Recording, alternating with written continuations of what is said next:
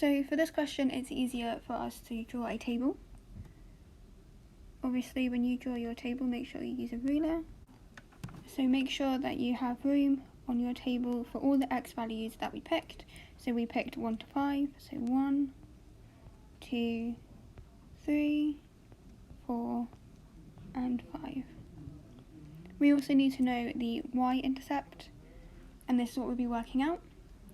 So when we're working out the y-intercept, we'll need to use the equation that's in the question. So for us, the question is draw the graph of y equals 2x take 5.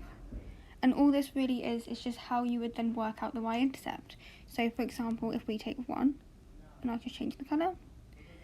So y equals 2 times 1 take 5.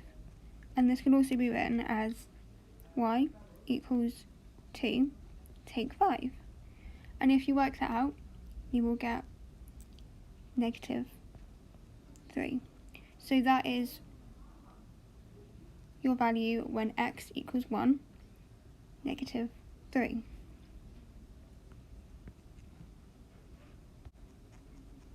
So now we'll do the same for 2. So just like before, you do y equals 2 times the x, which is 2 in this case, take 5, which can also be read as y equals 4 take 5. And we know that 4 take 5 will give us -1. So our y value for 2 is -1.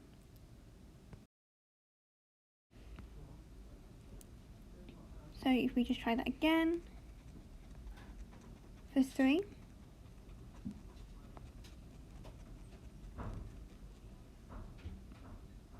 change the colour again. So we know that y equals 2 times 3 take 5, which can also be written as 2 times 3 is 6 take 5, and 6 take 5 gives us 1. So our y-intercept for 3 is 1. We can do the exact same for 4.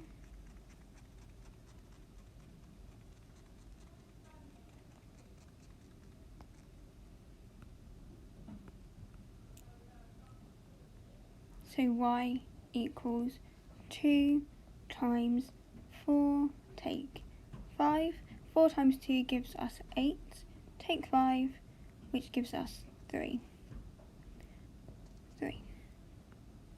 This does seem quite repetitive, but the more you do it, the more that you'll understand how it works, and the easier it is to remember. So we'll do the last one, exactly the same as before. Y equals 2 times 5 take 5.